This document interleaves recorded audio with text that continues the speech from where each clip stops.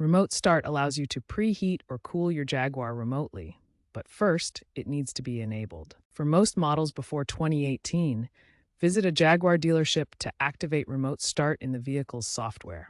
This might cost around $50 to $100. For 2018 and newer models, you can enable it yourself through the vehicle's touchscreen. Navigate to Settings, then Vehicle, and finally Remote Start, and select Enable. Some models may also require pairing your key fob via Bluetooth through the InControl app. Note that availability can vary depending on your region. Ensure your key fob is within range, typically 30 to 100 meters.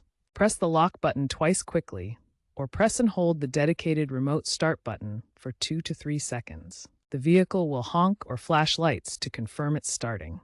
To stop the engine remotely, press the unlock button once. The engine will run for a limited time, usually 10 to 15 minutes, before automatically shutting off. Safety features prevent remote start if the hood is open, the brake is pressed, or the car is in gear. Regularly check your fob battery, which is CR2032 type, as a weak battery can cause remote start failure.